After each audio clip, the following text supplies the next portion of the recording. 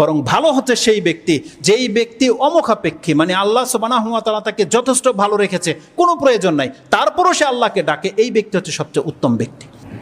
যাদের অঢেল আছে কিন্তু আল্লাহকে ভোলে না, আল্লাহ এমন ব্যক্তিদেরকে পছন্দ করে।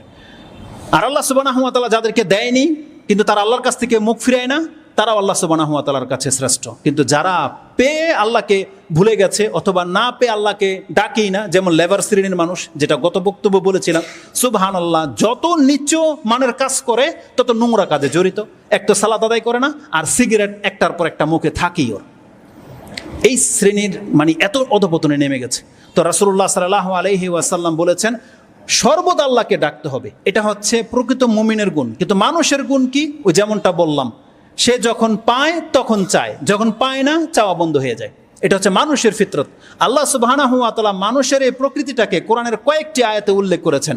তার মধ্যে একটা চমৎকার আয়াত রয়েছে, আপনি সূরা ইউনূস 10 নম্বর সূরার 12 নম্বর আয়াতে পেয়ে যাবেন। তাতে আল্লাহ সুবহানাহু ওয়া তাআলা বলেছেন, ওয়াইজা মাসাল ইনসানা দুররু, যখন কোনো ব্যক্তিকে অনিষ্ট স্পর্শ করে, কোনো মানুষের, এখানে নাস শব্দটা রয়েছে।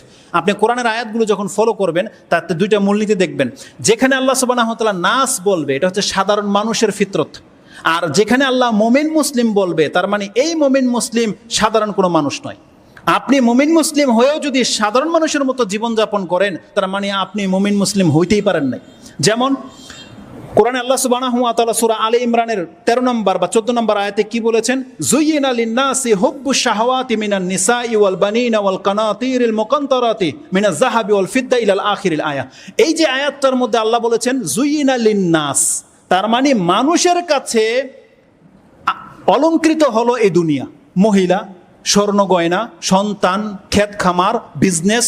আল্লাহ কাদের জন্য বলেছে এগুলো? যুয়িনা লিন-নাস, মানুষের কাছে। মুমিন কিন্তু বলেনি। আর মুমিনের জন্য কি সব থেকে পছন্দনীয়? মুমিনের কাছে সব থেকে পছন্দনীয় হচ্ছেন আল্লাহ, আল্লাহর সন্তুষ্টি। এই জন্য মুমিন আর নাস, মানুষ, এই দুইটার মধ্যে পার্থক্য আছে।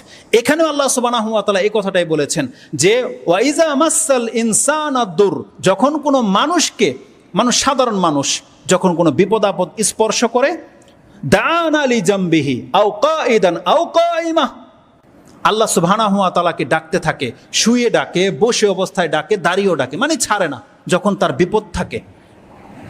দাআনা লি জামবিহি আও কাঈদান আও কাঈমা, যখন আল্লাহ সুবহানাহু ওয়া তাআলা বলছেন ফালাম্মা কাশাফনা আনহু দুররাহু, যখন তার কাছ থেকে আল্লাহ সেই অনিষ্টটাকে দূর করে দেয়, তার আচরণটা কি? আল্লাহ সুবহানাহু ওয়া তাআলা বলছেন মাররাকা আল্লাম ইয়াদউনা ইলা দুররিম মাসসা, তাকে যেই বিপদটা, অনিষ্টটা স্পর্শ করেছিল আর সেই সময় যে আমাকে সে ডেকেছিল সেইটা ভুলেই যায়। তার জীবনে কোনোদিন বিপদ এসেছিল আর সে তখন আল্লাহকেও ডেকেছিল, তার কোনো একটা সময় এটা মনে থাকে না। যখন তার গায়ে শক্তি চলে আসে, যখন তার পয়সা হয়ে যায়, তখন সে মরে মরে বেঁচে গিয়েছিল এ কথাটা ভুলে যায়। যে তাকে উপকার করেছিল তাকে পর্যন্ত ভুলে যায়, এবং সর্বোপরি সে আল্লাহকে ভুলে যায়। আল্লাহ বলছেন এটা কাদের গুণ? এটা সাধারণ মানুষের গুণ। কিন্তু মুমিনের গুণ কি? মুমিনের গুণ সর্বদা সে আল্লাহকে ডাকবে, সর্বদা। এই কথাটা আমি এমনি এমনি আপনাকে বলতেছি না। আপনি যদি ওই রকম মুমিন হয়ে দেখাতে পারেন যে আপনার প্রয়োজনে আল্লাহকে ডাকেন, প্রয়োজন ছাড়াও আল্লাহকে ডাকেন, এর বিনিময়টা আপনি জান্নাতে কিভাবে পাবেন, আসুন সেই একটা আয়াত বলে আজকের খুতবা শেষ করে দেব। এই যে আয়াতটা বলেছি, সেই আয়াতটা বলেছি কোথায়? সূরা ইউনূস 10 নম্বর সূরার 12 নম্বর আয়াতে রয়েছে। সেম রিলেটেড আয়াত আপনি সূরা জুমার 39 নম্বর সূরার 8 নম্বর আয়াতে পেয়ে যাবেন, এবং সূরা রোম 30 নম্বর সূরার 33 নম্বর আয়াতে পেয়ে যাবেন, যেখানে বলা হয়েছে যে মানুষকে যদি কোনো বিপদ স্পর্শ করে আর সে তখন আমাকে ডাকে, আর যখন আমি তাকে বিপদ মুক্ত করে দেই সে আমাকে ভুলে যায়, তার বিপদের কথাও ভুলে যায়, আমাকে ভুলে যায়। বর্তমান পরিস্থিতিতে করোনা যাদেরকে স্পর্শ করেছিল তাদের রেজাল্টটা দেখেন। যখন করোনা হয়েছিল সে আল্লাহকে এমনভাবে ফিল করেছে যেহেতু সে জানে আর বাঁচবে না। যখনই তার করোনা চলে গেছে, ওই যে গুটি বসন্তের মতো জীবনে নাকি একবার হয়, আমরা যারা করোনা থেকে মুক্ত হয়ে গেছি আমাদের মনে এমন ফিল হচ্ছে এখন, যাক আলহামদুলিল্লাহ, করোনা এসে চলে গেছে, কিয়ামত পর্যন্ত আমার আর করোনা হবে না, এখন যা খুশি তা। ব্যাপারটা কি এমন? কিন্তু আমাদের অবস্থা তো এমনই হয়ে গেছে। আল্লাহ সুবহানাহু ওয়া তাআলা আমাদেরকে হেফাজত করুন। তো যারা প্রতিনিয়ত আল্লাহ সুবহানাহু ওয়া তাআলাকে ডাকে, আসুন দেখাই এর রেজাল্টটা কত চমৎকার।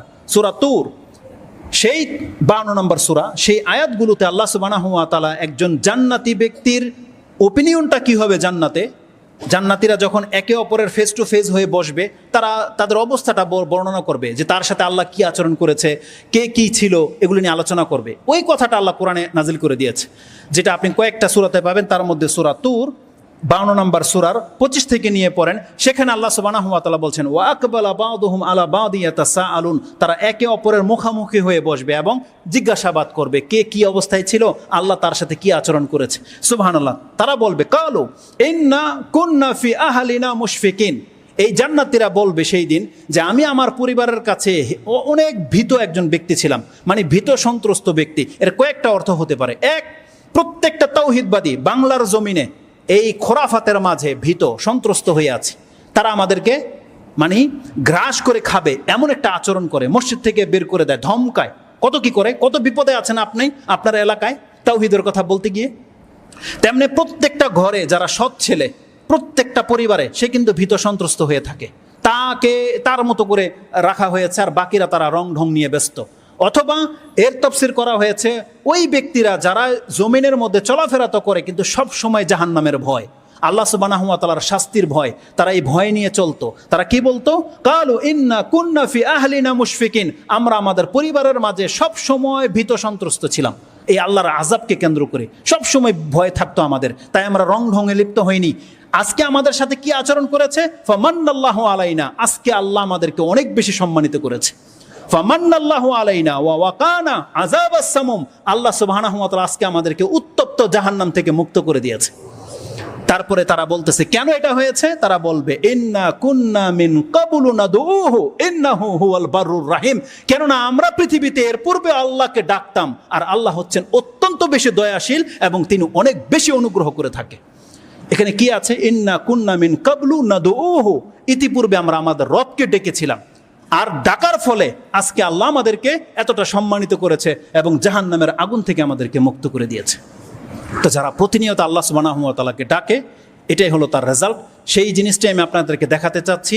আপনার প্রয়োজন অনেক কিছু আছে, কিন্তু আপনার মনে হচ্ছে বাহ্যিক আপনার হয়তো অনেক কিছু প্রয়োজন নাই। আপনার একটা বড় রোগ হয়ে গেলে আপনার কোটি কোটি টাকা মুহূর্তের মধ্যে নাই হয়ে যাবে। একটা ভূমিকম্প হলে আপনার সমস্ত প্ল্যাটফর্ম ভেঙে চুরমার হয়ে যাবে।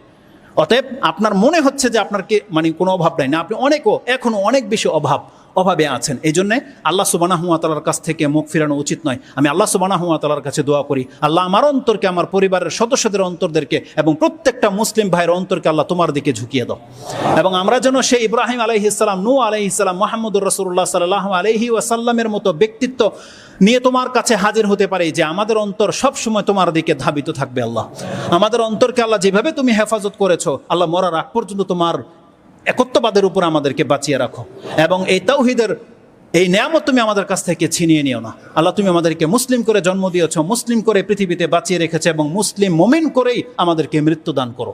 তো দোয়া সম্পর্কে এটা ছিল আজকে আমার সংক্ষিপ্ত বক্তব্য। 3টা পয়েন্ট আমি আপনার কাছে উল্লেখ করেছি। যারা চায় দোয়া কবুল হোক, তারা যেন দোয়া করতেই থাকে, সেজন্য এটা কখনো না ভাবে যে আমি তো আল্লাহর কাছে ডেকেছি, আল্লাহকে ডেকেছি, আল্লাহ তো আমার ডাকে শুনেনি, এমনটা যেন কেউ না বলে। অধিকাংশ মা বোনদের যাদের বিয়ে হচ্ছে না, দেরি হয়ে যাচ্ছে, তারা সব থেকে বেশি এই রোগে ভুগতেছে। প্রায় ফোন আসে, প্রায়, কি এমন তদবির আছে যে করলে বিয়ে হবে। সুবহানাল্লাহ।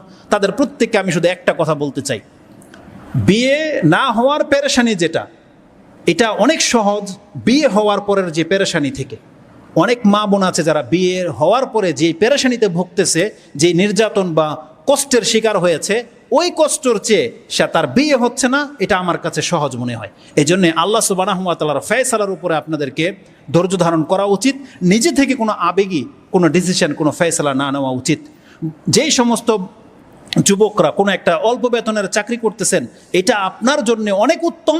যদি এই অল্প বেতনের চাকরি করেও যদি আপনি ইবাদত গুজার হয়ে থাকেন, 5 ওয়াক্ত সালাত আদায় করতে পারতেছেন, দাড়ি রাখতে সমস্যা নাই, টাকনার নিচে টাকনার উপরে প্যান্ট পরতে সমস্যা নাই, এই চাকরিটা আপনার ওই দামি চাকরির থেকে উত্তম যেই চাকরিত গেলে আপনার দাড়ি ফেলে দিতে হবে, যেই চাকরিত গেলে আপনার স্মার্টনেসের নামে আপনার টাকনার নিচে কাপড় পরতে হবে, যেই চাকরি করলে আপনার নামাজ পড়ার সময় থাকবে না, ওটার চাইতে অনেক বেশি উত্তম আপনার এই অল্প বেতনের চাকরি। আল্লাহ যেন আমাদের যুবকদেরকে হালালের উপর বেঁচে থাকার তৌফিক দান করে।